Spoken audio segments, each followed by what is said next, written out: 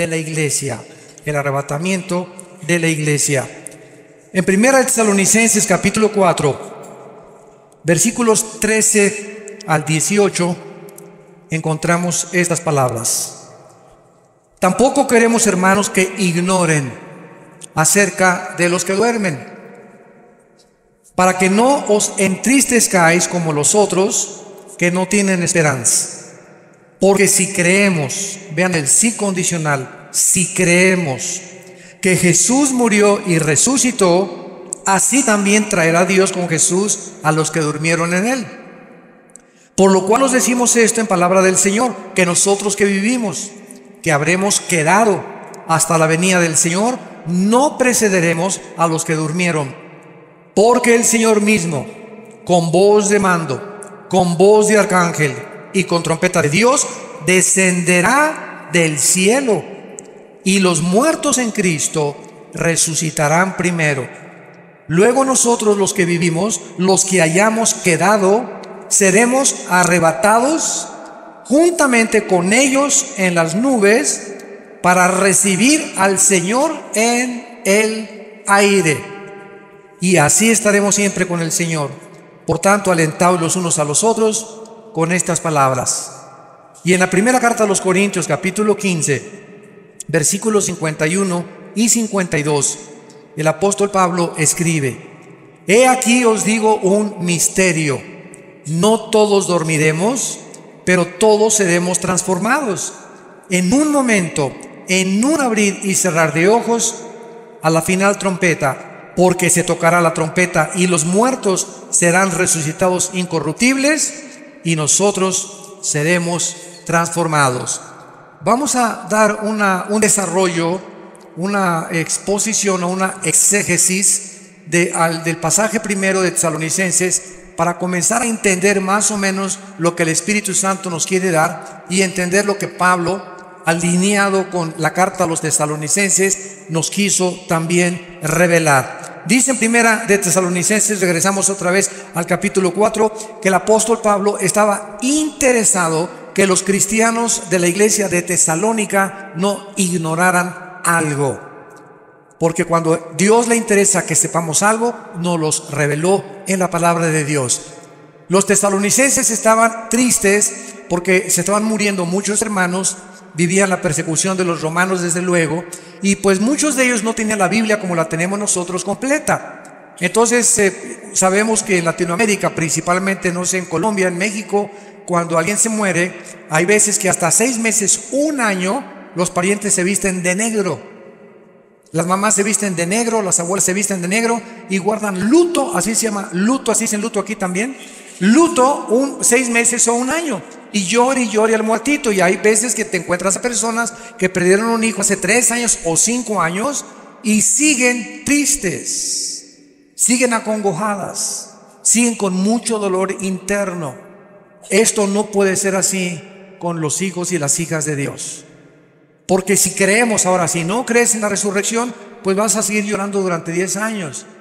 Pero cuando alguien se muere cercano a nosotros, hay una mezcla de dolor, porque somos seres humanos y es bueno llorar. Es terrible no llorar, porque puede desatar una depresión peor todavía. Entonces, bueno, es sano psíquicamente llorar, pero no llorar un año, o más de 3 o 4 meses. O tal vez, ¿verdad?, de vez en cuando tienes algún recuerdo de un hijo, de una hija, de tu esposo, ex esposa y salen las lágrimas, no hay ningún problema. Pero estar constantemente en estado de tristeza es contra la salud mental, porque es terrible psicológicamente y además es una manifestación tremenda de incredulidad a la resurrección de Jesucristo. Entonces Pablo, con estos antecedentes, dice: no quiero que ignoren acerca de los que duermen. La palabra dormir, como lo vamos primero a demostrar, no significa que estamos en estado inconsciente en la muerte. Hay una secta que se llama los Testigos de Jehová. Ellos sí enseñan eso. Y vamos a demostrar con la Biblia a continuación de que en el momento que morimos, inmediatamente estamos o en la presencia del Señor. Los cristianos y los no cristianos descienden al centro de la tierra, donde se encuentra todavía el infierno, para esperar que pase los 1000 años del reino milenial de Cristo y resucitar, Apocalipsis 20 del 11 al 15, para el juicio del gran trono blanco.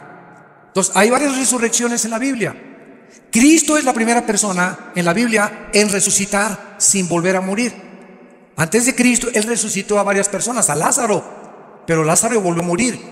Por eso se le llama en Colosenses el primogénito entre los muertos, el primero en su género que ha resucitado para jamás morir. Porque en cuanto murió, dice Romanos 6, al pecado murió de una vez para siempre. Vayamos a Génesis 35 y veamos y demostremos con la Biblia a dónde se va el alma y el espíritu, o qué es lo que pasa en el momento de la muerte. La Biblia es el único libro que nos revela de qué forma tan maravillosa hay vida después de la vida, y que nuestros seres queridos que ya partieron están, que Riviera Maya, ni Hawái, ni la costa francesa, están en un lugar de descanso, tranquilos, aleluya, gloria a Dios. Y vamos a ver como a la mitad de la conferencia que nos están diciendo a nosotros, apúrense. Y nosotros aquí, alguien se muere en la ambulancia, se muere imposible, y abren la paso a la ambulancia y el muertito, y con los electroshocks, levántese, ¿verdad?, para hacerlo morir, porque queremos que siga sufriendo con nosotros. Le decimos en México, esa es la neta, es la realidad. Si supiésemos que el morir es ganancia, y que el morir es el final de la vida terrestre, pero que después de la muerte, para eso Cristo vino al mundo, para vencer la muerte y decirnos, yo soy la resurrección y la vida. Juan 11, 25 y 26. Y si ustedes creen en mí, ustedes van a volver a resucitar igual que yo lo hice.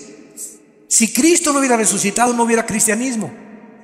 Porque la base del cristianismo no son dogmas, no son leyes, no son rituales, no son ceremonias. El cristianismo permanece en pie o se cae con la resurrección de Cristo.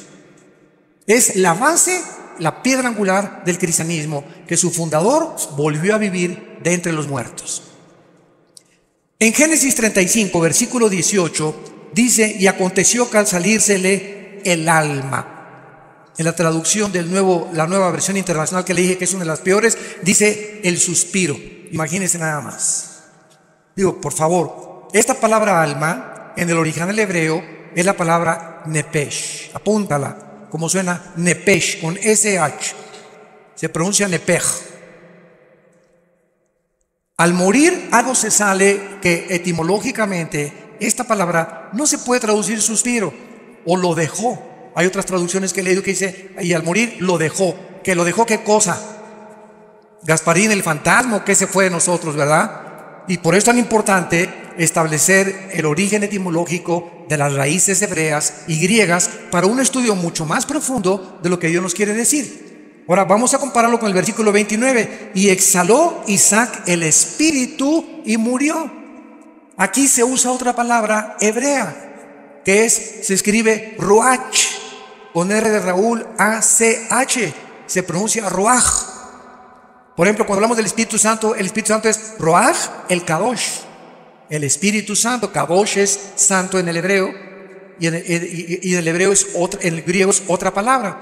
Entonces vemos que la Biblia nos muestra que si se usaron dos palabras diferentes, nepesh y ruach, para describir dos elementos que tanto Hebreos 4:12 y 1 Tesalonicenses 5:23 dicen que cuando muramos el espíritu, alma y cuerpo sean guardados irreprensibles. El Nuevo Testamento, Hebreos 4:12, la palabra de Dios es eficaz, que separa el alma y el espíritu. Entonces hay dos cosas completamente diferentes dentro de ti y dentro de mí. Dos elementos de los cuales estamos formados. Concluimos que somos un espíritu, tenemos un alma y vivimos dentro de un envase, dentro de un casco, dentro de un cuerpo corruptible que día a día está muriendo celularmente. Pero dentro de nosotros, el valor de lo que está dentro de nosotros, dice en 1 Corintios, tenemos este tesoro en vasos de barro. ¿Cuál es el tesoro? El espíritu que mora dentro de nosotros. Y al morir, se sale dentro de nosotros el alma y se sale el espíritu. Ya vimos que el cuerpo lo pueden cremar, o lo pueden enterrar, o lo pueden hacer, acabas en la panza de un tiburón, en un avionazo, o no sé cómo vayas a morir, un accidente en la carretera. Tenemos de cualquier forma que nos pintemos al otro lado, el cuerpo que Cristo resucite no va a ser tu cuerpo, va a ser un cuerpo completamente nuevo. No va a ser una renovación, va a ser una nueva creación completamente. No va a usar nada de nuestro cuerpo Cristo con la nueva formación que vamos a tener, como lo vamos a ver más adelante. Ahora, ¿qué es el alma? ¿Qué es el nepesh? El alma es el asiento de las emociones, de los sentimientos, del intelecto y de la voluntad. Y hay dos palabras que se usan como sinónimos en el Antiguo Testamento, que es alma y corazón. Cuando dice la Biblia, sobre todas las cosas guarda tu corazón, es el alma. El corazón es el centro de mis sentimientos, de mi voluntad, de mi intelecto y de mis emociones, sentimientos, voluntad e intelecto. Y cuando hablamos nosotros entonces del alma, nos damos cuenta que cuando nosotros nacimos como lo vimos en las primeras conferencias, con cuerpo y con alma, pero el espíritu murió con Adán. Nacimos muertos. Efesios 2:1, muertos espiritualmente ante Dios, separados de Dios, de la comunicación. Se rompió la comunicación, se rompió el contacto con la fuente de energía, y nacemos los seres humanos sabemos que en lo más profundo, dice Colosenses 3:11, Dios puso la eternidad en nosotros. En los egipcios, en los jíbaros, en los aucas, en los aztecas, en los mayas, nunca ha existido una civilización, ni una tribu, ni una cultura que no haya creído en vida después de la vida. Los egipcios enterraban a sus muertos con comida, con sus armas. Algo les decía que las iban a necesitar. Los hindúes, los griegos, los babilonios, los egipcios, los sumerios, los asirios, los egipcios, todas las culturas a través de toda la historia siempre han tratado de invocar algo, inventar algo, y como no saben, agarran un tronco, fabrican un dios y se hincan ante la obra de sus manos. O agarran un yeso y fabrican con la piedra un ídolo y se hincan ante el ídolo. O si no, adoran al sol o a la luna o a una pirámide, pero el hombre es incorregiblemente, como dijo Sigmund Freud, religioso. Y esta religiosidad no la pueden explicar, ¿verdad? Los psicólogos, ni los psiquiatras, ni los antropólogos o sociólogos, porque esta religiosidad es simplemente la eternidad con la cual nacimos y tenemos una sensación de que algo trasciende esta vida. Tiene que haber algo que trascienda esto. Y por eso los ocultistas, los brujos, hacen comunicación con los espíritus, con el espíritu de Cuauhtémoc, con el espíritu de Cristóbal Colón, comunicarse con el más allá, los ovnis, seres extraterrestres. Siempre estamos buscando algo que trascienda nuestro mundo, porque sabemos que no es todo lo que hay aquí en el planeta Tierra. Y dice Jeremías 17:9, engañoso es el corazón más que todas las cosas. En el original hebreo dice, chueco y torcido nacieron los sentimientos, las emociones, el intelecto y la voluntad de los seres humanos. Nacimos así, chuecos. Mis sentimientos son engañosos, mis emociones son engañosas, mi intelecto está deteriorado y estoy completamente lejos de la voluntad de Dios. Tienes que nacer de nuevo, le dijo Dios al hombre más religioso de Israel, Nicodemo, Juan capítulo 3. Entonces, esta es la razón por la cual no debemos de confiar en nuestras emociones y sentimientos, porque son engañosos, torcidos, completamente desviados de la voluntad de Dios. Y cuando comenzamos a Dios, viene la reprogramación de mis sentimientos y mi voluntad. Y ahora Dios me dice, Armando, no hagas caso de tus sentimientos, haz caso de lo que dice la palabra de Dios. Obedéceme y hazme caso. Es que, hermano, me dice una muchacha, me casé, me estoy enamorada de Chencho, hermano, y tiene convertible, y tiene una carrera, y tiene dinero, pero no es cristiano, pero estoy seguro que se va a convertir cuando nos casemos. Perdón. Entonces yo le digo a esta muchacha, mira, fíjate lo que sucede. Cuando una persona cristiana viola la palabra de Dios porque cree que los fines justifican los medios, o porque cree que son puros pretextos, y se casa con una persona que no es cristiana, en ese momento el bien está haciendo y queda empoderado debajo del mal. Porque cuando el bien se pone bajo el mal aprisiona al bien y pierdes la brújula del Señor, y tú acabas convirtiéndote en la religión de tu esposo, o acabas siguiendo las cosas de tu esposo. ¿Por qué? Porque desobedeciste a Dios, y Dios no puede ser burlado. Cuando tú haces un negocio y haces socio del 50% de tus acciones a una persona que no es cristiana, estás violando 2 Corintios capítulo 6. No os unáis en yugo desigual con los incrédulos. ¿Qué comunión tiene la luz con las tinieblas? Y cuando me uno a las tinieblas, el mal derrota al bien. El bien solamente puede derrotar al mal mientras permanece de lejos. Alguien me ha dicho, ¿y por qué Cristo se juntaba con los pecadores? Pero se juntaba para hablarles de Cristo, por favor, para hablarles de la salvación, para llamarlos al arrepentimiento, no para echarse unas chelas con ellos, ni para brindar con tequila de México, ¿verdad? Entonces es muy diferente. Entonces, si tú tienes un amigo que es no cristiano y es tu mejor amigo, tu mejor amiga, te va a acabar jalando y te va a acabar influenciando, porque dice en Jeremías que ellos se conviertan a ti y no tú a ellos.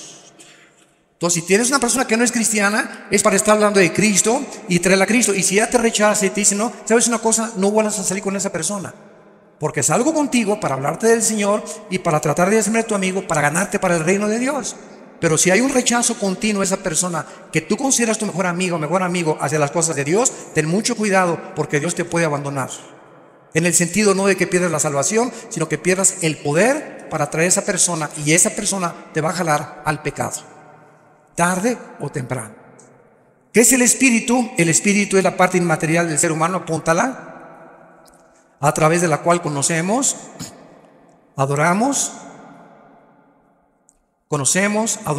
y servimos a Dios. Juan 4:24, porque Dios es espíritu. Entonces a Dios se le tiene que conocer solo a través del Espíritu Santo. Si ninguna persona en esta mañana o en esta tarde no tiene al Espíritu Santo, aunque te pongas en flor de loto, meditación trascendental, budismo zen, y te vayas a un parque, te concentres, etcétera, etcétera, te estás comunicando con espíritus malignos que te van a engañar. Cristo dijo en Mateo 11:25 al 27, nadie conoce al Padre sino el Hijo, y aquel a quien el Hijo lo quiera revelar. ¿Quieres conocer a Dios? Nadie puede conocer a Dios sin antes conocer a Cristo, porque es Cristo el que nos da a conocer al Padre. Es imposible conocer a Dios sin Cristo primero, porque Cristo lo vino a revelar, y Él es el que nos lleva al conocimiento del Altísimo y del Señor de los cielos y de la tierra. Muy bien, una vez que vemos esto, nos damos cuenta, ¿verdad?, que entonces se sale al morir el alma y el espíritu. Ahora vayamos a Apocalipsis, capítulo 6, y veamos dónde están los que salieron de sus cuerpos, si están dormidos o roncando. Nada de eso. Apocalipsis 6, versículo 9 al versículo 11. Cuando abrió el quinto sello, vi bajo el altar, en el cielo, Juan veía con sus ojos que tenía abajo o con sus ojos espirituales. Juan, cuando subió al cielo, su cuerpo se quedó abajo, ya lo vimos, porque la carne y la sangre no pueden de la corrupción. El espíritu del capítulo 4 dice, oyó una voz que dijo, sube acá, y subió al cielo. Se desprendió y se salió de su cuerpo y fue en el espíritu al cielo. Y en el cielo vemos que el espíritu tiene ojos que no son físicos. Y cuando tú eres cristiano, comienzas a adquirir ojos espirituales y oídos espirituales y lengua espiritual. Dice 1 Corintios 2 que hablamos palabras acomodando lo espiritual a lo espiritual. Oímos los que dijo Cristo, el que tenga oídos, oiga. Oídos espirituales se refería a él. Y el que tenga ojos, que pueda ver. Entonces, en el cielo, los ojos que operan no son los ojos físicos, sino los ojos espirituales. Y Juan los que están en la otra vida pueden ver. ¿Y qué cosa fue lo que vio Juan? Las almas bajo el altar de los que habían muerto como mártires. Tal vez fueron los que mató el anticristo.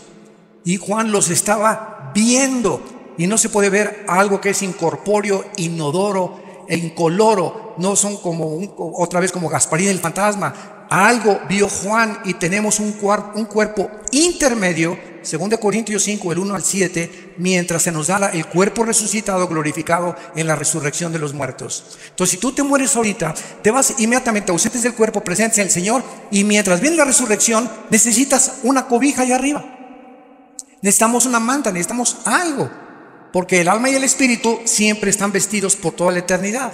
Dice el versículo 10, y clamaban a gran voz, las almas que han muerto pueden ver, pueden oír y pueden comunicarse en el cielo.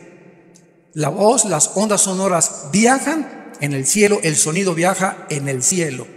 y estaban hablando y estaban cerca de Dios. Y Juan estaba oyendo y estaba viendo. El espíritu de Juan en el cielo no eran ni sus ojos ni sus oídos, eran ojos y oídos espirituales. ¿Y qué es lo que oía Juan? Que el Espíritu Santo nos reveló. Tan importante. Vean lo que oyó Juan de estas almas. ¿Hasta cuándo, Señor santo y verdadero, no juzgas y vengas nuestra sangre en los que moran en la tierra? Las almas en el cielo están conscientes y están conscientes de los eventos que están pasando en la tierra. Nos ven, se asoman y saben lo que está pasando. Y están preocupadas, en este caso las que vio Juan, porque le están diciendo a Dios: Señor, siguen las guerras, la violencia, los secuestros, las violaciones, los robos, los crímenes, tanto desgracia, tantos cánceres. ¿Cuándo, Señor, se va a acabar todas estas cosas? Y ellos no estaban pidiendo venganza, estaban pidiendo una vindicación que es muy diferente. Se los voy a explicar. Porque muchos dicen: no, es en el cielo, estaban pidiendo venganza. Y una cosa es venganza y otra cosa es vindicación. Venganza es cuando tú quieres vengar algo que te hicieron y pagar con la misma moneda. Y vindicación es establecer la justicia. Les voy a dar el ejemplo. Un juez, si tú eres abogado lo vas a entender con más claridad. Un juez, cuando condena a un reo, el reo no le puede decir: usted me está echando 50 años de edad porque se están vengando de mí. Por el amor de Dios, ¿verdad? El castigo que se te va a aplicar, pitirijas, trijas, cuijas, no es venganza, se está vindicando la justicia. Porque la justicia exige que se cumplan con 50 años de prisión los crímenes que tú hiciste. Yo no tengo nada contra ti, yo soy el juez, simplemente estoy aplicando la justicia. Esa es la vindicación. Cuando haces tú algo malo, cuando te hacen algo malo y tú no te vengas, Dios te vindica como vindicó a José con sus hermanos. Lo quisieron matar, lo vendieron a los mercaderes de Egipto, y cuando él no guardó rencor ni amargura contra ellos, Dios vindicó a José. Y llegaron sus hermanos a hincarse delante de él, a reconocerlo, que realmente José tenía un corazón santo y puro delante de Dios. Dios nos vindica tarde o temprano si nosotros seguimos el bien. Entonces estas almas en el cielo estaban pidiéndole a Dios que por favor se apure. ¿Y ustedes tienen el mismo clamor? Yo por lo menos una vez a la semana, de veras le digo a Dios, cada vez que veo todo lo que está pasando en el Medio Oriente, el degollamiento de las personas, la decapitación, los crímenes. Mi esposa está en un ministerio que es de tráfico humano, y mi esposa está involucrada en un ministerio que se llama Tamari, que protege a las mujeres que sufren violencia. Porque mi esposa fue abusada antes de casarse, ¿verdad? Y ella conoce lo que es eso, y ella tiene esa carga de defender a las mujeres que sufren violencia intrafamiliar. Y estamos, ¿verdad?, tratando de ayudar a las personas que son raptadas. Tenemos contacto con organizaciones transnacionales e internacionales para poder ayudar a este grupo de personas y de niños que se están vendiendo tremendamente en el mercado, en el mundo. Y a muchos los matan para sacarles los órganos, el corazón, los riñones, y los desaparecen y aparecen como desaparecidos, nunca los encuentran, y se encuentran vendiendo en el tráfico internacional de órganos. Un corazón de un niño vale $50,000. Un corazón de una persona de menos de 25 años de edad adulta vale $150,000. Por eso los trasplantes casi son imposibles, por el elevadísimo costo que te cuesta un trasplante de hígado, de riñón o de corazón. Y todo esto es en el mercado que se mueve alrededor del mundo. Entonces, a veces clamamos mi esposo y yo en la semana: Señor, ¿hasta cuándo? De veras llega un momento, ¿verdad? Ya, Señor Jesús, ya ven. Please, ya ven por nosotros. Ya acaba con todo esto. ¿Cuándo va a estar? El hecho de que Dios no haga nada ahorita no significa que no lo va a hacer. La Biblia nos revela que Dios tiene tiempo para vindicar a sus santos, para vengar la sangre que fue derramada desde Abel. Y el hecho de que no lo haga ahorita es como un señor que me dijo un día: oiga, ¿Dios es todopoderoso? Claro que sí, amén, amén. Y si Dios es todopoderoso, ¿por qué no termina con el diablo de una vez? Y le contesté: ¿por qué comenzaría con usted? Así que dele gracias. Porque si Dios acabara con el mal, no tendría usted la oportunidad de arrepentirse. Pero Dios es lento en la misericordia y no quiere que ninguno se pierda. Y es por eso que ha extendido su paciencia. Porque aunque haya mucho mal, hay muchas almas que tienen que ser salvadas. Pero cuando se cumple el número, como dice aquí, versículo 11, se les dieron vestiduras blancas y se les dijo que descansaran un poco de tiempo hasta que se completara el número de sus consiervos y sus hermanos, que habían de ser muertos como ellos. Entonces quisiéramos que Dios ya hiciera justicia, pero se nos olvida que a lo mejor tu abuelita sería el infierno, o tus hijos, si ahorita hiciera justicia, Dios serían al infierno, y en la misericordia de Dios nos está dejando a nosotros la iglesia antes de que nos saque de este mundo el arrebatamiento, para que ganemos las almas. Los edificios, las esculturas, las pinturas, los títulos, 5 doctorados que tuviste, 5 licenciaturas, todo absolutamente el planeta Tierra será reducido a cenizas. Todo absolutamente, menos las almas. Es lo único que tiene valor en el mundo, las almas, por las cuales el Hijo de Dios dio su vida en una cruz. Y se nos manda a nosotros tener el corazón de Cristo y la mente de Cristo para vivir con compasión por las almas. Y que cada semana, yo no quiero que levante nadie la mano, desde que te convertiste, ¿a cuántas personas les has hablado de Cristo? Desde que te convertiste puedes llegar al cielo y decir, esa alma, yo me convertí por esa persona. ¿Habrá almas en el cielo que reconozcan que tú fuiste el instrumento de Dios para que ellos estuvieran arriba? ¿O te dijiste cristiano y llegabas a la iglesia y calentabas el asiento de tu iglesia y aleluya y gloria a Dios, etcétera, etcétera, y nunca hablaste de Cristo a nadie? Nunca te preocupaste por traer a nadie a Cristo. Nunca al mesero, al elevadorista, al lechero, a la humosa, a donde quiera que tú vas, podemos tener la oportunidad de hablar del Señor. Porque somos testigos y para eso el Espíritu Santo vino a nuestra vida. Bueno, regresamos ahora a 1 Corintios, capítulo 15. Y una vez que hemos visto que después de la muerte no estamos dormidos en el sentido que estamos en un estado cataléptico e inconsciente, sino que estamos vivitos y coleando en la presencia del Señor, en el cielo inmediatamente. Dice en Corintios 15, 51, el apóstol Pablo, he aquí os digo un misterio. He encontrado personas que me han dicho, oiga, señor Alducín, es que hace 80 años o el siglo pasado, el rapto de la iglesia no estaba en los libros, ni los antiguos predicadores predicaban de estas cosas. Es una nueva doctrina, así me han dicho. Es una nueva doctrina. Les digo, cabezas de melón y de calabaza. Por eso Pablo dijo, les digo un misterio. Pablo, el rapto era un misterio que no se conocía en el Antiguo Testamento. Solamente se conocía la resurrección, pero no que iba a haber una generación que tal vez seamos nosotros, que no vamos a morir, que no vamos a gustar lo que es la muerte. De repente, ahorita saliendo, a lo mejor nos vamos todos, se queda la ropa, el anillo, todo los guaraches, los calcetines, y nos vamos al cielo y el mundo se queda. Desaparecieron millones de cristianos. Se van a congestionar los noticieros de televisión, va a haber pilotos que se van a estrellar porque no van a tener el piloto, un tráfico impresionante en las carreteras porque desaparecieron los choferes, las cunas de los bebés van a desaparecer, las mamás que no eran cristianas, ¿dónde está mi bebé? ¿Quién se lo llevó? Etcétera, etcétera. Va a causar un caos internacional. Y la respuesta tiene que venir, se los llevaron los ovnis. Yo tengo una conferencia que acabo de dar el mes pasado en el World Trade Center de México, en la Ciudad de México, que se llamó OVNIs, Demonios y el Anticristo. La pueden ustedes conseguir en YouTube, OVNIs, Demonios y el Anticristo, se llama la conferencia. Y ahí explico claramente, ¿verdad?, que desde 1948, no es coincidencia, cuando Israel regresa, comenzaron las apariciones de los OVNIs. Y para nosotros no son OVNIs, son OVIs, objetos voladores identificados.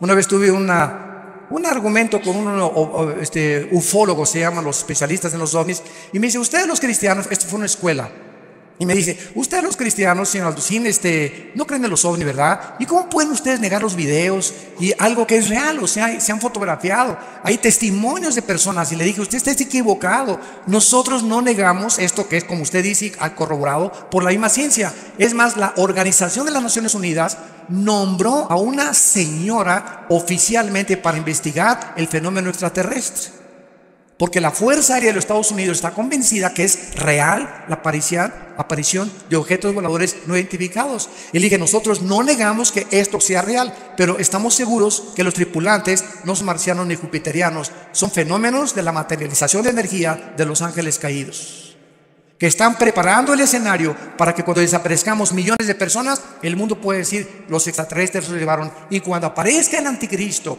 con poderes sobrenaturales, sobrehumanos, lo van a considerar un extraterrestre. ¿Y quién como él? Nadie podrá luchar contra él. Y el líder religioso que aparezca lo van a adorar como un santo, porque está haciendo milagros. Porque cualquier milagro hace que las personas se hinquen sin saber que los milagros tienen el origen o satánico o de Dios. No todos los milagros vienen de Dios. Satanás tiene el poder de materializar la energía. Entonces, este misterio que Pablo está relatando nos dice, ¿cuál es el misterio? Que no todos vamos a morir, no todos vamos a dormir, sino todos seremos transformados, cambiados en un momento. Va a ser instantáneo, en un parpadeo de los ojos. Y dice a la final trompeta. Muchos han dicho que es a la final trompeta del Apocalipsis. Un error también doctrinal. ¿Por qué? Porque las trompetas del Apocalipsis son para el juicio, son de juicio. Y aquí es la trompeta para llevar a los santos a el cielo. Si nosotros estudiamos en el libro de los Números las trompetas que se usaban en el pueblo hebreo, vamos a encontrar que se usaba un shofar, que es un cuerno de carnero. Síganme con cuidado. Cuando acampaban cuando acampaban todos los israelitas, las 12 tribus alrededor del tabernáculo, este, oeste, oriente y occidente, cuando acampaban alrededor, siempre el tabernáculo miraba hacia el oriente. Y cuando necesitaban, no tenían iPhones, no tenían correo, no tenían teléfono, para poder movilizar al pueblo, cerca de 2 millones de personas, usaban los sacerdotes shofares y tenían 2 toques. Escuchen, el toque para que se reunieran todos en el campamento era así. Seguido, sin parar. Y cuando era una emergencia, córranle, empaquen las cosas porque nos vamos, porque el enemigo nos ataca. Era... Cuando era intermitente, era de emergencia. Y la trompeta que se va a sonar es la de Yom Teruah, la fiesta de las trompetas. Porque Cristo, cuando vino, cumplió 4 fiestas y faltan 3 que se cumplan. Las 7 fiestas de Israel están relacionadas con Jesucristo. Y las 3 que faltan son las de las trompetas, la de Yom Kippur y la de los tabernáculos. Los tabernáculos las vamos a cumplir en el milenio, pero faltan las trompetas. Y cuando venga Cristo, en las trompetas es el arrebatamiento de la iglesia. Y las 3 fiestas que faltan caían en el mes de Tishri, que es el mes de septiembre. Tal vez por eso fue el ataque a las Torres Gemelas el 11 de septiembre. Los acontecimientos que han conmocionado al mundo han sido en septiembre.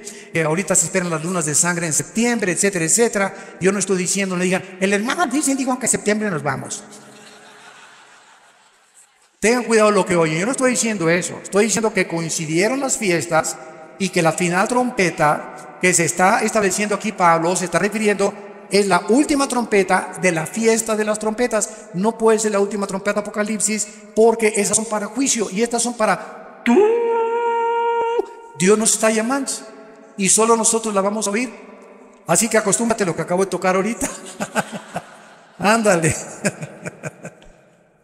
Y por eso los shofares, ¿verdad? Tú vas a Israel y te venden los shofares y es dificilísimo tocar. Si la trompeta es difícil tocarla, más un shofar. Pero el toque es increíble. Nadie suena como el cuerno de un carnero o los shofares. Entonces, veamos ahora, regamos a Tesalonicenses y dice así la explicación. Primera de Tesalonicenses 4, versículo 15.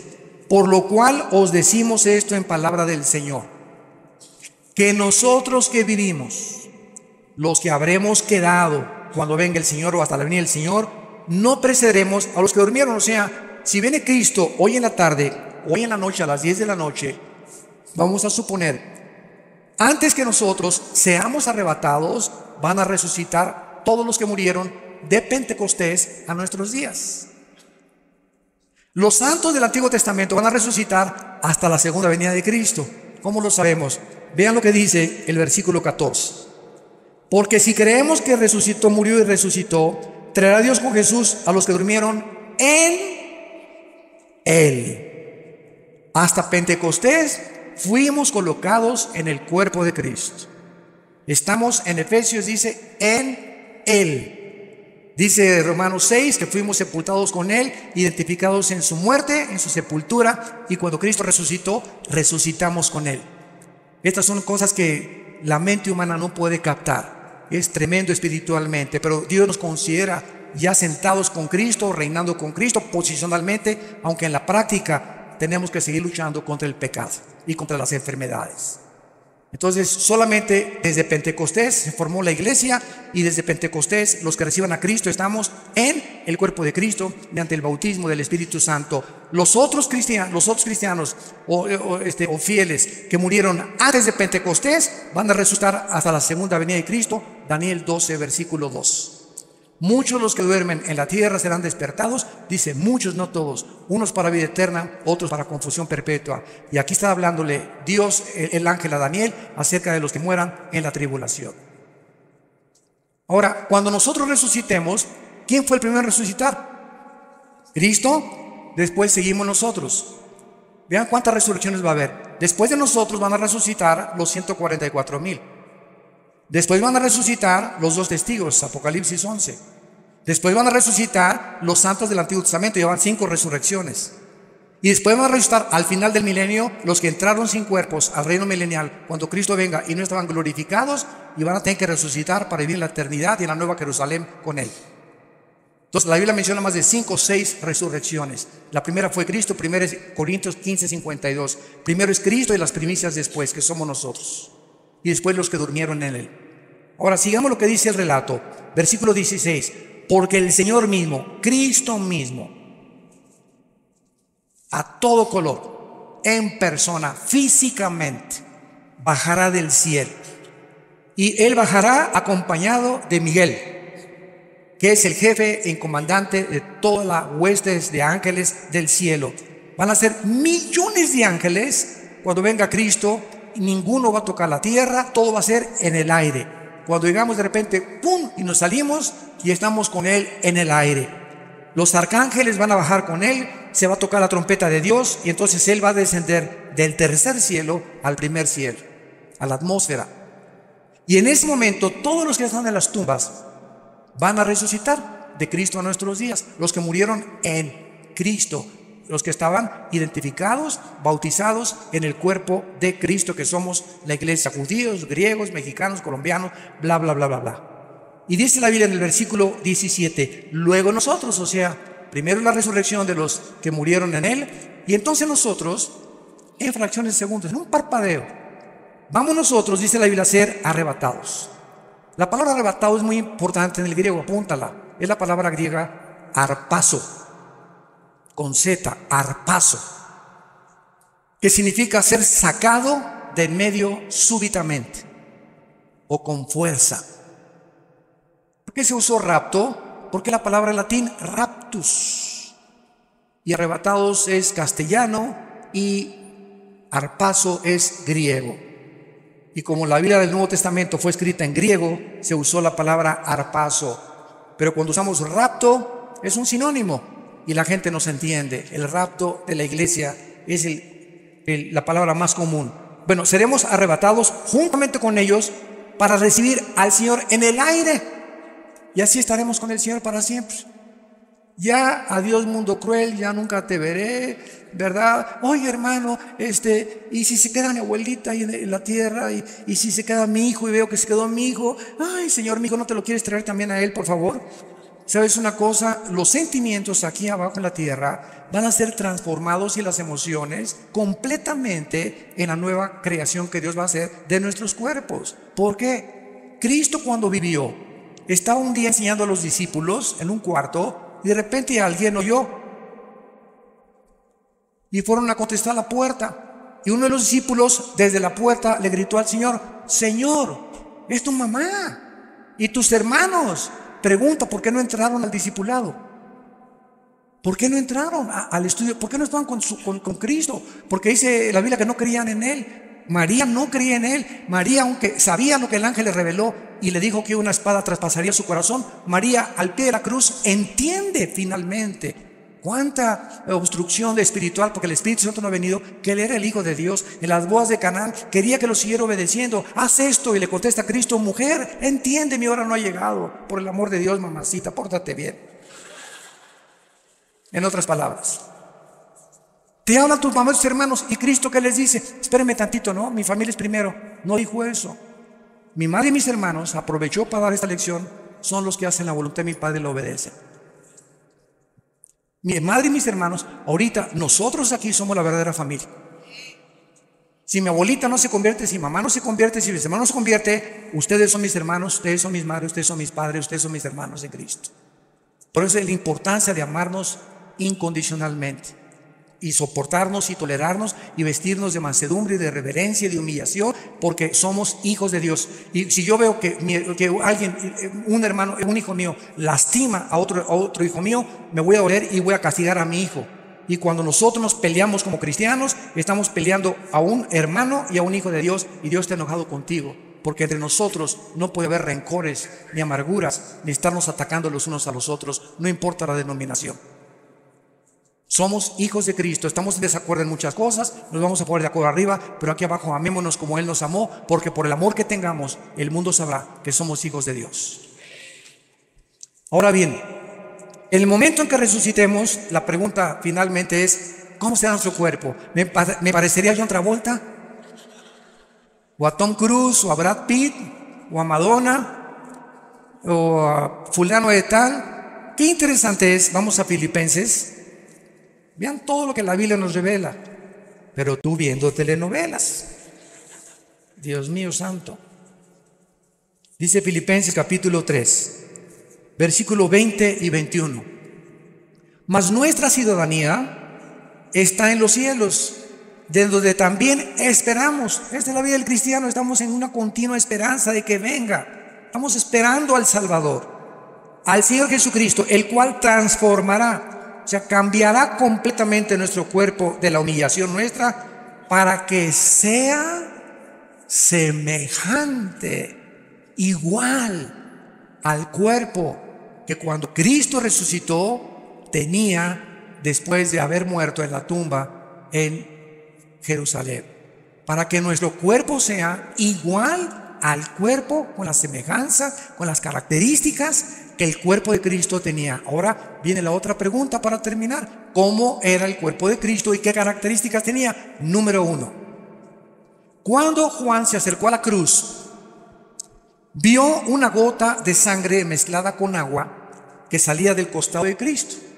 Porque los soldados romanos, sobre todo los centuriones, que eran los jefes de los soldados, tenían la obligación de jamás bajar a nadie de ahí cuando tuvieran el 100% de seguridad que había muerto.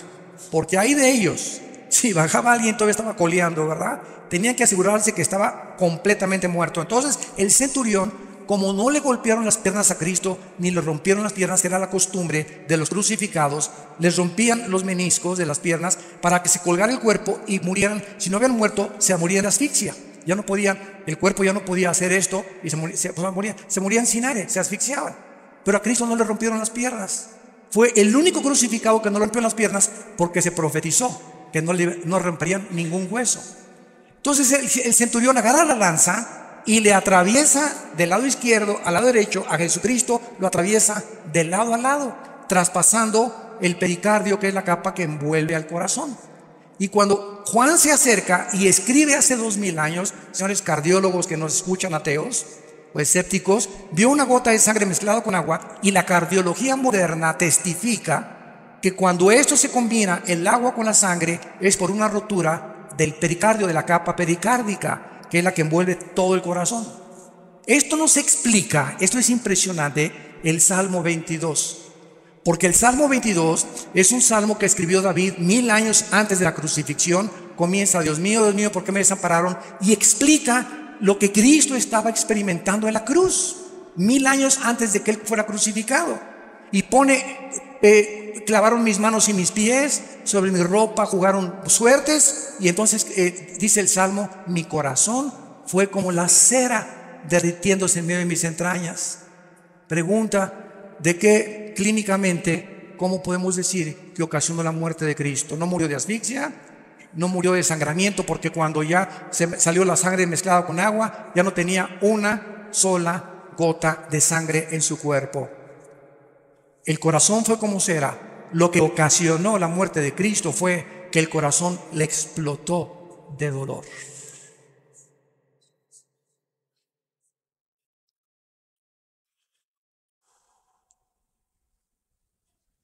cuando nuestros pecados fueron puestos sobre su cuerpo. El santo, hecho más sublime que los cielos, no lo pudo tolerar ni soportar, ser separado de su Padre. Y eso fue lo que provocó su muerte física. Se hizo maldición en nuestro lugar, y lo que Él no merecía, lo hizo porque te ama. Porque dio su vida por ti.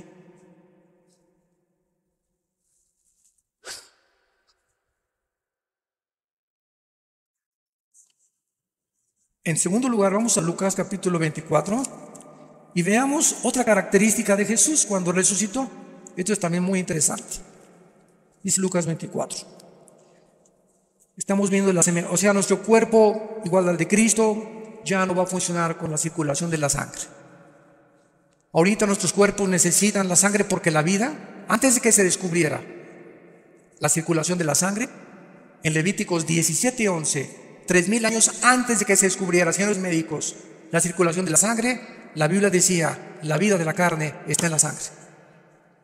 Y es interesante que la palabra vida, ahí en Levítico 17:11, sea la palabra hebrea nepesh, que es alma. Escuchen, el alma está en la sangre. El alma se transmite en la sangre. Por eso la sangre de José no podía ser transmitida a María, porque hubiera sido un alma pecadora, la del Hijo de Dios. Dios tenía que poner el cromosoma Y en María para que el Hijo de Dios naciera sin pecado, transmitido por la infección del ser humano. Entonces no vamos a tener sangre, vamos a estar regidos por otras leyes fisiológicas. Dice en Lucas 24, versículo 36, mientras ellos hablaban de estas cosas, aquí estamos viendo a los judíos, a los discípulos, apóstoles, ya caminando, todavía Jesucristo ya había resucitado. Jesús se puso en medio de ellos y les dijo, paz a vosotros, shalom. Shalom, shalem, tranquilos, calmados, mantengan la serenidad interior, que es lo que la palabra shalom abarca como 10 traducciones de la palabra shalom en el hebreo. Es un estado de bienestar, de tranquilidad, de seguridad, de esperanza, donde no eres perturbado por nada. Puede el mundo estar temblando, puede caer el petróleo, pueden caer los billetes de dólares, puede haber una guerra, pero tú estás completamente como un pajarito junto a una cascada inmensa. El pajarito está dormidito, ni pío hace, porque sabe que la cascada nunca llegará a él. Esa es la paz que sobrepasa todo entendimiento. Estar en medio del huracán y de los problemas, pero sabemos que estamos seguros en las manos del Señor. Para siempre.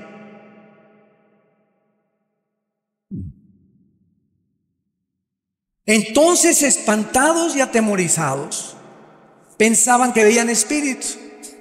Pero Él les dijo, ¿por qué están turbados y vienen a vuestro corazón estos pensamientos? Miren mis manos y mis pies, y yo mismo soy.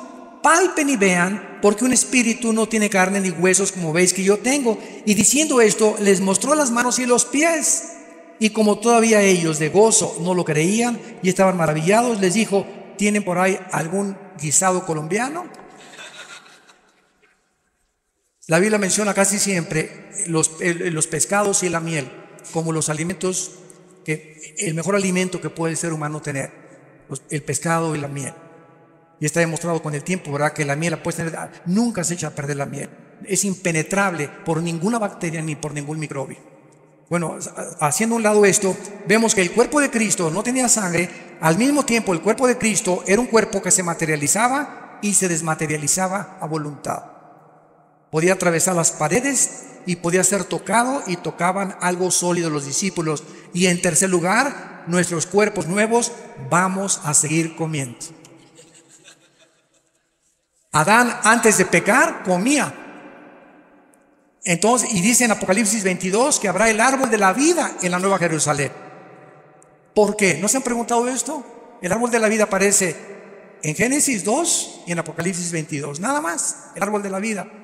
Antes del pecado participaban del árbol de la vida, y después del pecado dejaron de participar del árbol de la vida. Ahora participamos del árbol de la vida, que es una representación de Cristo. Pero cuando muramos con cuerpos ya glorificados, vamos a participar del fruto que Adán rechazó. La pregunta es ¿por qué? Porque Dios nos muestra que aún resucitados y eternos con Él, jamás seremos dioses. Siempre dependeremos de Él.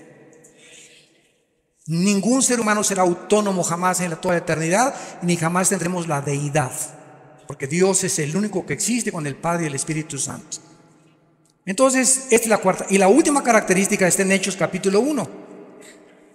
Hechos capítulo 1. Dice la Biblia que ya al final, cuando ya Cristo se apareció a más de 500 personas durante cerca de 40 días en Jerusalén y los alrededores, entonces ya llegamos al momento de la ascensión, cuando ya Jesús deja el planeta Tierra y ya no vuelve a regresar, más que cuando se le aparece a Juan para que escribe el Apocalipsis. Y dice Hechos capítulo 1 versículo 9: y habiendo dicho estas cosas, viéndolo ellos, fue alzado.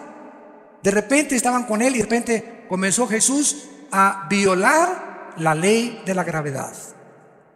La ley de la gravedad ya no operaba en el cuerpo resucitado de Cristo. Vamos a tener como cuarta característica que vamos a poder volar. No sé cuántos de ustedes han soñado que vuelan. Siempre me sorprendo con la misma respuesta. Casi la mayoría hemos soñado que volamos. Yo tengo como 3 o 4 meses que ya no sueño que vuelo, pero por lo menos 2 o 3 años así de repente sueño no con la capa roja, ¿verdad? Ni con la S aquí, ni con la camiseta azul, sino que de repente así me dirijo y bajo, etcétera, etcétera, y me transporto. Esto es interesante porque nunca se habían preguntado ustedes que si Cristo cuando regrese va a morar en Jerusalén y el planeta Tierra ya no va a haber mar, el mar va a desaparecer y el planeta Tierra va a seguir teniendo naciones, como dice Apocalipsis 21 y 22, ¿cómo entonces nos vamos a ir si México no es México, va a tener otro nombre? Los que estemos aquí en este lado occidental, ¿cómo iremos al oriente una vez al año? Si no va a haber aviones, no va a haber motores de gasolina, no va a haber absolutamente nada. Vamos a regresar a la agricultura, vamos a regresar completamente. Pero ¿cómo vamos a ir de año en año? Caminando nos tardaría quién sabe cuántos años en llegar a Jerusalén. Pues vamos a ir volando. De repente atravesamos, ¿verdad?, todos cientos de millas o de kilómetros y estamos en Jerusalén y regresamos a casa otra vez. ¡Qué bendición tan grande! ¿Y tú que querías ser Superman? Bueno, damos gracias por la palabra de Dios. Han sido ustedes un público admirable.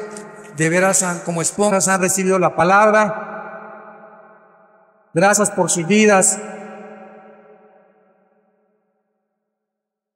Muchas gracias. Hay las preguntas, ¿verdad? Una ronda de preguntas rápidas, señor Luis. Pregunta, quisiera saber si la Biblia admite la presencia de extraterrestres en la Tierra. ¿De quién? Extraterrestres. Dice, toman como evidencia la construcción de las pirámides y de Machu Picchu, entre otros. Bueno, esos extraterrestres son los ángeles caídos, que han dejado su huella, ¿verdad? ¿Quién les dio esa sabiduría a los mayas para poder hacer lo que hicieron con los calendarios, sin computadoras, sin calculadoras, sin telescopios? ¿Qué civilización, qué conocimiento les dio a los egipcios o a los que hicieron las pirámides de Egipto para hacer que rocas de 15 toneladas que ni siquiera existen en el Cairo, ni cerca de Egipto, de dónde las trajeron todavía no saben, pueden haberlas puesto junto y partirlas como mantequilla, ensamblarlas una a otras, como las de Machu Picchu, como las de Stonehenge? Todo esto es obra de que el mundo ha sido visitado por extraterrestres. Nada más que estos extraterrestres, la Biblia es la única que los desenmascara. Y no son extraterrestres, ¿verdad?, de Júpiter o de Marte, son ángeles caídos que la Biblia revela que vienen al mundo a proporcionarnos conocimiento para comprar nuestras almas y engañarnos y llevar al final al mundo a su propia autodestrucción. Entonces, claro que existen los extraterrestres, pero son los ángeles caídos y los que sirven a Dios, que nos ministran y nos ayudan a que nuestro pie no tropiece en piedra. ¿Qué significa el arrebatamiento de los 144,000? ¿Qué significa? Dice, ¿qué significa el arrebatamiento de los 144,000? Pues que fueron arrebatados, ¿verdad? Bueno, eso es desde ese punto de vista. Y en segundo lugar, creo que sí estoy tratando de captar la pregunta. Tal vez, ¿qué significa teológicamente? No, me imagino que es eso. Bueno, cuando es importante que entendamos lo siguiente: la iglesia tiene que salir del mundo para que Israel vuelva a entrar al campo a jugar en lugar del Barcelona. Entonces es importante que los judíos vuelvan. Por eso dice Romanos 9, Romanos 10 y Romanos 11, 3 capítulos de Romanos dedicados a explicarnos que Dios no ha terminado con los judíos. Están en la banca. Ahí está el Chicharito en la banca todavía. Y después le dan su chance, ¿verdad? Para que meta el gol y pase el Real Madrid, ¿verdad? A la liga. Entonces cuando ¿cómo que hay? Cuando los judíos, ¿verdad? Salgamos nosotros, la banca, que están en la banca, van a entrar al partido y entonces será predicado el Evangelio eterno y Dios escogerá 144,000 judíos que pueden ser colombianos, porque hay judíos colombianos sin que tú lo sepas, hay judíos mexicanos, hay judíos etíopes, hay judíos franceses. Repito, las 10 tribus se perdieron y fueron dispersas por todo el mundo y hay cantidad de judíos que no saben que son judíos y Dios va a levantar de todas las naciones, va a ser el último ejército de Dios. Entonces significa que Israel vuelve otra vez a entrar al campo, al escenario, y ahora le toca a Israel la evangelización última del mundo. ¿Hay alguna información genética que pueda determinar que una persona sea homosexual o lesbiana? Si hubiera algún gen que determinara eso, entonces no habría ninguna responsabilidad y la Biblia sería mentirosa, porque entonces yo no tendría ninguna base para poder condenar a una persona que ha escogido ser mujer y es hombre, o a un hombre que ha escogido ser hombre y es mujer. Entonces no hay ningún gen absolutamente que demuestre eso. Eso es una aberración completa que han tratado de usar para justificar precisamente un pecado de homosexualidad o de lesbianismo. Quiero decirles que de acuerdo al doctor James Dobson, que es un psiquiatra, psicólogo norteamericano cristiano en Los Ángeles, de acuerdo a sus investigaciones, la mayor parte de los homosexuales vienen de hogares de matriarcado, donde en el hogar no había una figura masculina como el patrón, era la mamá la que mandaba y la que daba las órdenes, donde el papá perdió completamente toda la autoridad y la mujer tomó la autoridad. El niño varón necesita un patrón de un hombre. Esto es indispensable para su crecimiento y salud psíquica normal y espiritual. Entonces, la mayor parte de ellos han sido de estos hogares, y otra parte, dice el doctor Dawson, la mayor parte también de los homosexuales, casi un 50 y 50%, han sido personas abusadas en su infancia o en su juventud sexualmente. Hay muchachas que desgraciadamente tienen una experiencia sexual antes de casarse a los 14, 15 y 6 años de edad, y fue horrible esa experiencia, y entonces agarran un odio inconsciente contra los varones, y en ese momento Satanás te manda a una señora: véngase para acá mi nena, aquí te cuido yo, etcétera, etcétera, y sin que se den cuenta comienzan a desarrollar un amor hacia las mujeres y un odio hacia los varones, y cuando se dan cuenta ya cayeron en la trampa de Satanás, y no son lesbianas porque hayan nacido, sino porque están lastimadas emocional y psíquicamente. Lo mismo con los varones. Muchachos, que mi esposo y yo, a todos los homosexuales y los que tenemos en la iglesia, porque tenemos muchos y los aceptamos, pero les decimos los aceptamos porque la iglesia es un hospital, pero ustedes tienen que cambiar su conducta y echarle ganas y discipularse y confesar su pecado, y si a los 6 meses o un año no han cambiado, no los mandamos a un campamento de jóvenes, ni que sea en la escuela dominical, ¿verdad? Tampoco. Tienen que pasar 4 o 5 años, ¿verdad? Para que podamos realmente ver que hay fruto. Decía David Wilkerson, un grande hombre de Dios que fundó los Teen Challenge, el desafío de la juventud, los centros de rehabilitación más grandes cristianos del mundo. Él el pastor en Times Square de la iglesia pentecostal Asambleas de Dios. Y decía David Wilkerson que de todas las personas que ha conocido, heroinómanos, cocainómanos, marihuanos, etcétera, etcétera, el homosexual es la persona más difícil de rehabilitar, pasando los 25 años de edad. Antes de los 25 no están tan lastimados y hay mucha oportunidad de salvarlos. Pero ya a los 30, 40, si siguen practicando eso, es 10 veces más difícil. Doctor Alducin, ¿es bíblico la doctrina de cubrir los objetos y personas con la sangre de Cristo? No. Ejemplo, yo cubro con la sangre de Cristo mi casa. ¿En qué Biblia está eso? Ni en los mormones está eso tampoco, ¿verdad? Yo creo que ni en el Corán está eso. Esas son costumbres y tradiciones que hemos inventado. ¿Qué es la sangre? ¿Qué es la sangre? La sangre es la vida. Cuando Jesús derrama su sangre, ¿qué derramó? Su vida, porque la vida está en la sangre. Entonces, cuando tenemos a Cristo entre nosotros, ¿a quién tenemos? La vida de Cristo. Y cuando decimos la sangre de Cristo me cubre, ya estoy cubierto, porque lo tengo a Él dentro de mí. Entonces no necesito que te cubra la sangre de Cristo, porque no aparece, ya fuimos rociados con la sangre de Cristo, dice 1 Pedro, cuando recibimos a Cristo entre nosotros, y fue su sangre la que nos dio la vida, porque es la vida la que está en la sangre. Como tampoco ya hay que ungir mi coche cuando compro un carro, mi casa, para que no entren los demonios, porque todas esas cosas pertenecieron al Antiguo Testamento. Ahora es la oración. Tengo mi casa, mi coche, mi motocicleta. Padre, te encargo mi casa, reprendemos todo espíritu de aquí. Esta casa es usada para la gloria de Dios, mi carro es para la gloria de Dios. Guárdanos de choques y accidentes. Pero estar ungiendo las cosas perteneció al Antiguo Testamento, porque el aceite era un símbolo del Espíritu Santo. La única parte que se usa el aceite en el Nuevo Testamento es en Santiago 5. Unjan a los enfermos, y los líderes y la oración de fe salvará al enfermo. Pero estar ungiendo y bajo la sangre de Cristo, etcétera, etcétera, son frases que hemos acuñado, ¿verdad? Y queremos, yo entiendo lo que quieren decir, ¿verdad? Te cubro bajo la sangre de Cristo, o sea que estoy diciéndole a mi hijo, ¿verdad? Que el Señor te proteja, pero si mi hijo se porta mal, ni la sangre de Cristo lo va a cubrir. Esto no es mágico esto. Casi es como el agua bendita. Si el alma está en la sangre, donar órganos y transfusiones de sangre es un error. No, absolutamente. Este es el error de los testigos de Jehová. Como ellos saben que la sangre, el alma está en la sangre, evitan las transfusiones y prefieren morir a que les transfundan sangre.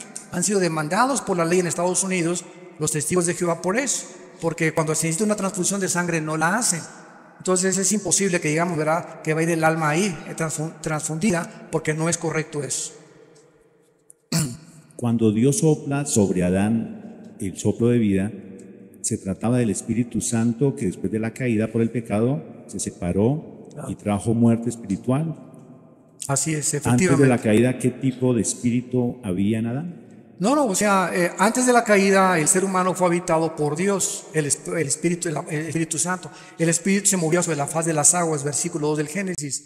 Y después de la caída el Espíritu Santo se sale de Adán, y el ser humano queda dependiendo no solamente empíricamente de sus 5 sentidos, que son las ventanas del alma: mis ojos, mis oídos, el gusto, el tacto, el oído, el olfato, etcétera, etcétera. Y dependemos de eso. Y por eso muchos ateos dicen: yo no creo lo que no veo, ni lo que no oigo, ni lo que no toco, ni lo que no huelo, ¿verdad? O sea, si está fuera de mis 5 sentidos, no lo creo. Y eso es absurdo, ¿no? Porque tampoco, como dijo un ateo que llegó en México, en Tabasco, en un caballo, un gobernante que llegó a un pueblo y les dijo a los cristianos, una iglesia evangélica: les doy 3 minutos para que me muestren que Dios existe, si no quemo la iglesia. Y todos se volteaban: demuéstrenme que Dios existe, y lo quiero ver. Y entonces una viejita saca una naranja y la parte a la mitad y le dice: oiga, general, ¿ve usted esta naranja? Claro que la veo, vieja tonta, pues no estoy ciego. Bueno, me la voy a exprimir. Y hace la viejita esto y se le exprime en la boca y le grita al general: ¿a qué sabe? Vieja tonta, lo tengo que probar. Y le contesta: pues así es Dios. Lo tiene usted que experimentar personalmente, lo tiene usted que probar por usted mismo, y no quemó la iglesia. Fue un general muy famoso que después se convirtió. Gracias a Dios, 5 años después de eso se convirtió antes de morir. Le concedió Dios la misericordia de poder salvarse. Y así es Dios. O sea, yo te puedo traer todas las evidencias que quieras, pero si tú no quieres creer, aunque se te aparezca alguien de los muertos, no vas a creer, porque así lo has decidido en tu corazón.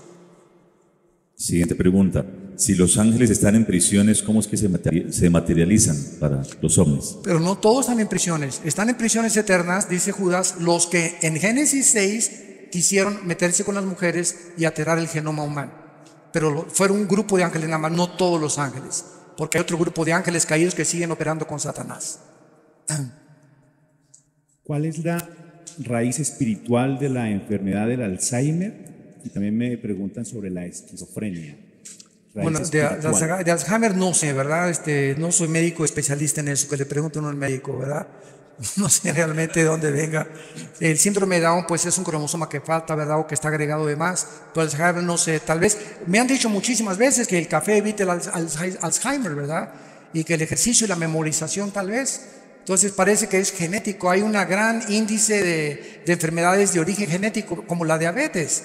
Hay personas que son flacas y las conozco yo y tienen diabetes tipo 2. Y hay gordos, tan feliz como Santa Claus, que no tienen ni diabetes. Y tú lo ves y dices: Dios mío, ¿pero por qué, verdad? Si hay un gran índice de probabilidades que 5 kilos de peso que tengas te predispone a la diabetes, 5 kilos de más que tengas, y sobre todo aquí en el área del abdomen, porque hay gente entonces gorda y etcétera, etcétera, y están más sanos que tú y que yo. ¿Verdad? La genética tiene muchísimo que ver en muchas enfermedades. Así es. Doctor Alducin, usted dijo que Cuba es como una cárcel, ¿qué opina que los diálogos de paz de Colombia se estén desarrollando desde Cuba? Ahí no me meto.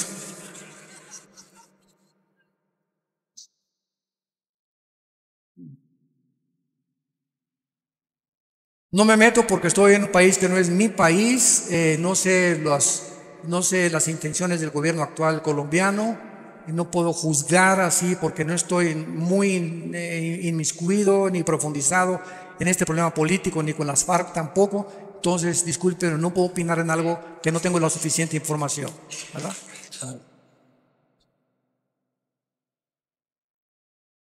¿Ya? Si Dios no hace acepción de personas y Él dice su palabra, clama a mí, yo te responderé, te enseñaré cosas grandes y ocultas que tú no conoces, ¿por qué Dios, así como hizo con Juan y Pablo, no puede mostrar a alguno de sus hijos el cielo o el infierno, doctor Alducin? Porque Dios no está interesado, otra vez, ¿verdad? Dios no está interesado, dice la que lo amamos sin conocerlo, en 1 de Pedro. Entonces, el justo por la fe vivirá. No es por la vista, es por lo que oímos, y lo oímos por la palabra de Dios. Entonces, si nosotros vemos, ya no es fe. Pero si creemos lo que no vemos, Romanos capítulo 4, entonces verdaderamente estamos justificando que somos hijos de Dios. Porque la fe es la certeza de lo que se espera. La fe está relacionada con el futuro, con algo que no veo, pero estoy convencido, aunque no lo vea, que viene a mí. La convicción de lo que no se ve, la certeza de lo que se espera. Entonces, si no están estos factores involucrados, no es fe. Entonces, si estamos viviendo en un mundo donde necesitamos ver, ya no estamos caminando por fe. Y el diablo es especialista en tratar de que nos salgamos del camino de la fe y que dependamos otra vez de nuestros 5 sentidos. Yo no estoy en contra de las sanidades, de que los pastores en nuestra iglesia oramos por los enfermos. Mi hermano y yo hemos liberado, como ustedes no se imaginan, a personas endemoniadas casi en último grado. Hemos oído a los demonios cómo nos han hablado y nos han maldecido, etcétera, etcétera. Es un mundo que es real, que si ustedes lo vieron y son ateos o agnósticos, se dan cuenta que esto no es una paranoia ni un enfermo psiquiátrico. Son entes trabajando dentro de seres humanos y de animales, y oramos por los enfermos también, pero sabemos que dentro de la soberanía de Dios, a Él le agrada sanar a unos y a otros dejarlos enfermos. Cristo nos sanó siempre a todos. En la piscina de Bethesda, ¿verdad? Sacó a uno y todos los demás siguieron ahí enfermos. Entonces, es la soberanía de Dios. Dios sigue sanando y Dios sigue haciendo milagros, pero no estamos buscando eso de Dios, sino que Él obre soberanamente y que sane al que Él quiera. Pero siempre tenemos que orar por los enfermos. Donde quiera que tengamos la oportunidad, oremos por ellos, porque Dios los puede sanar y Dios sigue haciendo milagros, pero ya no depende de nosotros, depende de su soberanía, ¿verdad? ¿Qué opina de la Iglesia Ministerial de Jesucristo Internacional que da profecía colectiva masiva? ¿Cuál es esa? ¿La de José Luis Ramírez? ¿Que él dice que es Dios o cuál es esa? No sé cuál es. Mira, no, eso es un movimiento político. Dice que dan profecía colectiva y generalizada. ¿Pero es evangélica o dentro de qué está clasificada? Cristiana. Si es cristiana no me meto, no quiero criticar a nadie, ¿verdad? No sé nada, no estoy informado, no sé por qué oran, por qué no oran, qué profecías dan, etcétera, etcétera. Lo único que sabemos es que si alguien está profetizando lo que va a suceder, no es un profeta de Dios. Porque el profeta ya no es el que anuncia cosas futuras, sino el que habla para edificación, exhortación y consolación. 1 Corintios 14:2. Muy bien. ¿Hay otra pregunta? Cuando se nombró al actual o se eligió al actual Papa, cayó un rayo en el Vaticano. ¿Esto fue alguna señal? Esa es de Darío. Yo le dije a mi esposa, esto no es una coincidencia, que haya exactamente caído en la cúpula de San Pedro, el momento en que esta persona estaba ahí, ¿verdad?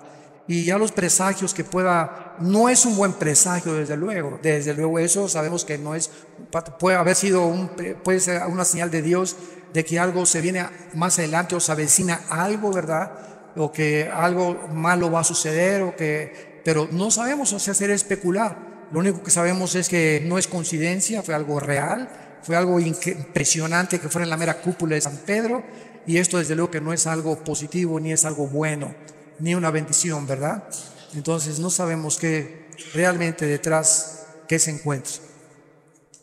Hay preguntas que en realidad la gente quiere escuchar una respuesta, y veo que esta es de mis hermanos de Venezuela que nos acompañan hoy. ¿Cree usted que la situación que se vive en Venezuela, el socialismo y otros países que se unen al socialismo es parte de lo profético o tiene algún fin esta situación que se vive en Venezuela? Bueno, otra vez, sin querer inmiscuirme mucho en política, solamente puedo decir lo siguiente, ¿verdad? Que mientras no haya una oposición, no hay democracia. Y mientras algún gobierno no le permita a la oposición votar y expresarse libremente, se acabó la democracia. Entonces es una farsa, ¿verdad? Y si algún gobierno está profesando una cierta democracia y con los hechos y las acciones demuestra lo contrario, pues está demostrando completamente, ¿verdad?, que están engañados a sí mismos y que han adoptado otra clase, como tú lo acabas de decir, ya no es democracia, es un socialismo que tiene una tendencia tremenda hacia el comunismo, hacia la izquierda, hacia un gobierno totalitario y dictatorial. Doctor Alducin, ¿cómo se puede explicar la charla que tuvo Saúl con Samuel por medio de una divina? Muchos han dicho que esto no pudo haber sido una realidad porque no hay comunicación con los muertos. Sin embargo, aquí no hubo ninguna comunicación con los muertos. Cuando Saúl fue a conseguir a la bruja de Endor para tener contacto con Saúl, para tener contacto con Samuel, que había muerto y Saúl ya había llegado, podríamos decir, ya había cometido la blasfemia contra el Espíritu Santo. Saúl ya había llegado al colmo de los colmos y ya acabó con los brujos, ¿verdad? Entonces, cuando esta mujer invoca, dice la Biblia que cuando sale Samuel de entre los muertos del Sheol, ella se espanta. Y entonces ella dice, estoy viendo a dioses, y la palabra que se usa ahí es Elohim. Estoy viendo dioses porque es el plural de Dios. Y la profecía que le da Samuel a Saúl se cumplió, y el diablo es un mentiroso. Entonces, todo lo que le dijo Samuel se cumplió al pie de la letra. Tus hijos van a morir, tú vas a morir, etcétera, etcétera. Y le dio la última advertencia de Dios. Entonces yo pienso que en la soberanía de Dios las excepciones no rompen las reglas. Y Dios lo permitió en su soberanía para poder castigar finalmente a Saúl eternamente con sus hijos. Menos Jonatán, ¿verdad? Porque Jonatán fue salvado.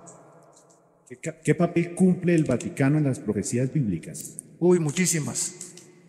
Ya no nos da tiempo, ¿verdad? Pues lo único que sabemos, ¿verdad?, que con todo respeto, ¿verdad?, yo sé que hay muchos católicos que ya están aceptando a Cristo. La Biblia fue cerrada por el Vaticano en el año 375, cuando el emperador Constantino dice que se convierte y absorbe el cristianismo como religión oficial. Esto forma parte de la historia cristiana y lo podemos hablar. Y desde el año 375, escúchenme, hasta 1961 y 62, en el Segundo Concilio Vaticano, fue el Papa Juan XXIII, de los mejores papas que ha habido. Es el primero en que comenzó a leer la Biblia, porque se fue prohibida por más de 1800 años. Prohibida que nadie la leyera y la escondían del populus, de la población. Y Juan XXIII abre la Biblia y comienza. Dios mío, ¿verdad? ¿Cuántas cosas? ¿Y qué hace Juan XXIII? Comienza a ser iluminado en la soberanía de Dios, y Juan XXIII comienza a quitar las imágenes, manda a quitar el latín de las misas y comienza a permitir que el pueblo lea la Biblia sin el imprimatur ni la autorización de un cardenal o de un obispo. Y desde la década de los 60 a nuestros días hay millones de católicos que, leyendo la Biblia, han recibido a Cristo como su Salvador. Y nos los vamos a encontrar en el cielo. Y hay muchos evangélicos que no nos los vamos a encontrar en el cielo. Aunque se llamaran evangélicos, van a estar en el infierno calientito, ¿verdad? Porque estamos llenos de personas en las iglesias evangélicas, y no por ser evangélico eres cristiano, o porque tu papá es monja, tu tía es monja, porque tu papá es pastor, o porque tu tía es el cardenal de no sé dónde. Tienes que nacer de nuevo. Entonces, mientras tú no tengas una experiencia personal con el Hijo de Dios, tú no puedes estar seguro de tu salvación. Entonces, Dios es soberano. Ahora, claro que un católico que se convierte a Cristo tiene al Espíritu Santo y no tarda en salirse, porque Dios no nos llamó a la idolatría. Y Roma es contraria a la salvación. El mensaje que predica Roma no es el mensaje de la salvación por la gracia, es la gracia más los sacramentos, la gracia más las buenas obras. Y Roma se sigue considerando la madre de la iglesia, y fuera de Roma no hay salvación. Así que bueno, ¿verdad? Hay muchas profecías acerca del Vaticano y de la corrupción que han hecho con la palabra de Dios. pero gracias a Dios por todos. Yo me encuentro con padres, que no les digo padres, les digo compadres, ¿verdad?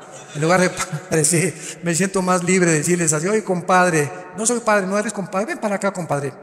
Y compartirles la palabra de Dios, ¿verdad? Una vez estuve en Guatemala, me llevaron a un convento, les cuento esto rápido, es muy bueno esto, porque me llevaron a un convento de monjitas, unos pastores, y era una madre linda, la madre superiora. Y entonces les dije, ¿qué hacen aquí encerradas, hermanas? Y se voltearon, ¿cómo que qué hacen aquí encerradas? Le digo, sí, ¿qué hacen encerradas? ¿No leen la Biblia? Sí, claro que sí, pastor. Pues dice Mateo 28, 19, 20, vayan y prediquen el Evangelio, ¿qué hacen aquí encerradas? El diablo las ha engañado, que se queden encerradas, y si siguen encerradas, ¿cómo van a salvar las almas? Y se volteaban a ver, unas dos comenzaron a persinarse, a sacar sus estampitas. Y entonces la madre superiora me llamó a su oficina y me dijo, oiga, pastor, quiero hablar con usted. Oré con ella y recibió a Cristo. Dice, nunca lo habíamos considerado. Dije, es la trampa más grande de los monasterios y los conventos.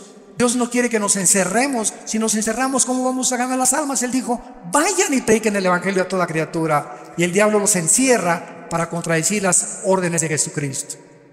Y eso fue lo que les movió el tapete para poder entender que estaban engañadas. Yo no sé dos más últimas preguntas, doctor Dusin. Sí. Dice, ya las dos últimas, terminamos. Luego de la resurrección nos encontraremos con nuestra familia. ¿La reconoceremos? ¿Que si vamos a reconocer? No, que si nos encontraremos en el cielo con las familias y si las podremos reconocer. Bueno, cuando Cristo llama en Mateo 17 a Juan, Santiago y Jacobo para que se transfigurara enfrente de ellos, apareció junto a Cristo Elías y Moisés. ¿Se acuerdan de este pasaje? Y los apóstoles pues no había más Polaroid, no había fotografía, nadie había retratos de Elías ni de Moisés. Sin embargo, los apóstoles los reconocieron, Moisés y Elías. Y estaban los dos hablando con Jesucristo. Y estaban tan emocionados, ¿verdad?, que ya Pedro quería hacer un tabernáculo para quedarse a dormir ahí. Y pues ya quedarse ahí, ¿verdad? Entonces nosotros vemos que la pregunta es ¿cómo los pudieron reconocer no habiendo ningún registro de Moisés ni de Elías físicamente? Y la respuesta es que el conocimiento espiritual se llama intuitivo. Entonces, por ejemplo, cuando Pedro en el capítulo 5 de los Hechos llega a Ananías y Zafira, pregunta, ¿quién le dijo a Pedro que habían robado a Dios? ¿Quién le dijo?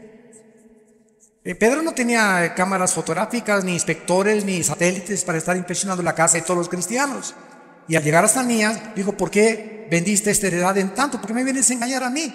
Estás engañando al Espíritu Santo. Y viene Zafira, la esposa, y caen muertos, y gran temor cubre a la iglesia.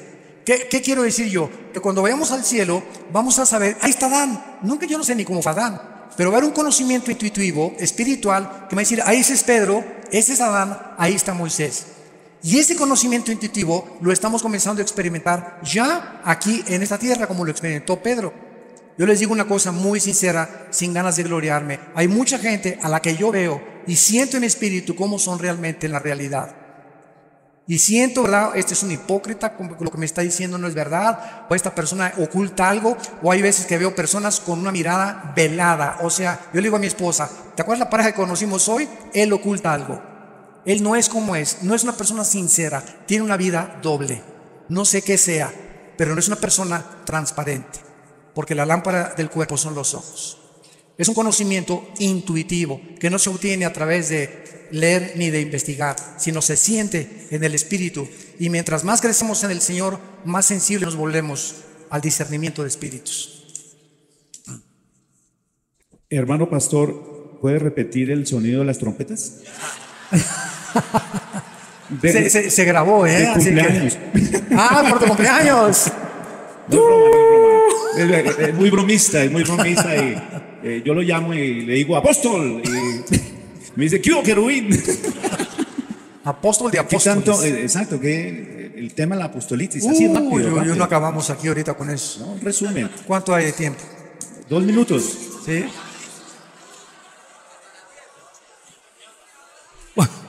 Va a ser este último tema, ¿verdad? En el año 2001, un pastor, y todo esto lo puedo decir porque es público, ¿verdad? Entonces aquí no hay nada así de ni lastimar susceptibilidades, ni mucho menos. En el año 2001, un pastor en California llamado Peter Wagner En una reunión de una iglesia acercó a una mujer profeta y le puso las manos y le dijo: el Espíritu dice que tú vas a ser el fundador de la coalición apostólica internacional. Entonces este hombre, a las 2 semanas de que esta supuesta profetisa le haya dado este mensaje, comenzó a hacer inscripciones cobrando $250 para que se inscribieran todos los que querían ser profetas, y se formó la coalición apostólica internacional. Posteriormente, en una ciudad de Centroamérica, se juntaron en un estadio como 50 pastores para autonombrarse ellos quiénes eran los apóstoles verdaderamente. Y de ahí para adelante, ¿verdad? Pues ahora ya casi todos son apóstoles y todos son profetas. Una vez en el ACE me entrevistaron, por eso no me vuelven a invitar, en un programa para entrevistarme, y dije lo que estoy diciendo ahorita públicamente. Desde hace 2000 años, ni los padres de la iglesia, ni Juan Calvino, ni Martín Lutero, ni David Brainerd, ni D.L. Moody, ni George Whitefield, ni los grandes predicadores de la historia, ni Billy Graham, ni Luis Palau, ni Billy Sunday, nadie en 2000 años se había vuelto a autonombrar apóstol. ¿Por qué? Porque los apóstoles fueron escogidos por Cristo y tenían condiciones para ser apóstoles: haber estado con Cristo desde el bautismo del río Jordán hasta su resurrección. Y como Pablo fue el único que no pudo cumplir estas condiciones, él se autonombra como un abortivo y dice: soy el último de los apóstoles. Yo, amigos míos que me dicen y los aprecio, que son apóstoles, les digo: entonces Pablo fue un mentiroso porque tú eres el último. Le digo: y en la Nueva Jerusalén aparecen los nombres de los 12 apóstoles. Le digo: y no encontré el tuyo. Ahora bien, la mayor parte de estas personas, y vuelvo a repetir, yo tengo mucho y los aprecio mucho, pero me da una tristeza lo que han hecho con la Biblia. Usan el libro de los Efesios. Vamos a Efesios capítulo 2, y esta es la piedra fundamental que la mayoría usa para justificar que el apostolado prevalece y que apareció de repente en el siglo XXI otra vez. Bueno, dicen ellos en Efesios capítulo 4, versículo 11 y 12: y él mismo constituyó a unos apóstoles, a otros profetas, a otros evangelistas, a otros pastores y maestros, a fin de perfeccionar a los santos para la obra del ministerio, para la edificación del cuerpo de Cristo. Entonces ellos contestan y dicen lo siguiente, porque he tenido muchos debates con ellos, y siempre les digo: vamos a la palabra de Dios y a ver quién gana. Bueno, la respuesta y el argumento es esto: fíjese, hermano, me dicen, fíjese usted muy bien lo que dice aquí, que estos 5 ministerios están hasta que lleguemos a la unidad de la fe, y no hemos llegado. Digo: mi querido hermano, usted conoce las leyes en la Biblia de lo que se llama la hermenéutica. La hermenéutica es una rama de la teología que nos enseña cómo interpretar correctamente la exégesis de la Biblia. Y le dije: y si usted entiende que ninguna Biblia es de interpretación privada, vayamos a Efesios capítulo 2. A ver, acompáñame a leer Efesios capítulo 2, versículo 20. 2 capítulos antes de lo que estamos leyendo, en el mismo libro de los Efesios. Y dice así: edificados sobre el fundamento de los apóstoles y profetas, siendo la principal piedra del ángulo. Entonces la Biblia dice que el fundamento, el piedra angular es Cristo. De una casa no se pueden poner, ya que la casa se puede poner otro fundamento y otro fundamento. El fundamento fueron los apóstoles. No se puede poner otro fundamento. Y los profetas fueron solo todos los que ilustraron a los apóstoles, porque el tesoro que hemos recibido de los evangelios y de las cartas paulinas y de las epístolas es precisamente la enseñanza de los profetas del Antiguo Testamento que nos dejaron a través de la revelación del Espíritu Santo. Entonces no se pueden poner ya 2 fundamentos. ¿Cómo puedes decir que ahora hay más apóstoles y que aparecen después de 2000 años que nunca habían aparecido? Entonces esto es absurdo completamente. Y les mostré también, ¿verdad?, en Apocalipsis capítulo 2, la carta a Éfeso, que Cristo les manda y les dice lo siguiente: los felicito, ¿verdad?, porque han probado a los que se dicen ser apóstoles y no lo son. Ya en el primer siglo de la iglesia cristiana, Cristo está felicitando a una iglesia porque esa iglesia estaba probando. O sea, nunca los apóstoles en sus viajes misioneros nombraron a otros apóstoles. Nombraron ancianos, nombraron diáconos y nombraron obispos. Nunca volvieron ellos a nombrar apóstoles. Cuando dice, por ejemplo, en Filipenses 3 que Epafrodito fue uno de los mensajeros, la palabra apostolos es la palabra mensajero, que se usó como alguien que fue enviado. Pero no, una cosa es el ministerio y otra cosa es el apostolado. Entonces yo creo que hay muchos pastores que han edificado. Un apóstol verdadero es alguien que hizo 30, 40 iglesias, después de 23 años de ministerio, reconocido por su integridad, tuvo un apostolado, pero no es apóstol. El oficio del apóstol desapareció. Ahora, si Dios les premia a la iglesia de Éfeso porque probaron a los que eran apóstoles, la pregunta es, ¿cómo podían los cristianos en el primer siglo probar a los que eran y a los que no eran apóstoles? ¿Cómo los podían probar? Si no era porque no había ya intención que hubiera sucesión apostólica. Los únicos que tienen sucesión apostólica es Roma y una secta que se llama la Luz del Mundo. Son las únicas sectas que tienen y nombran apóstoles. Y ahora en la época de la apostasía de la iglesia, en el siglo XXI, surgen los nuevos apóstoles. Virgen de la Macarena. Pastor, Bíblicamente no se puede ni sostener esto. Es imposible.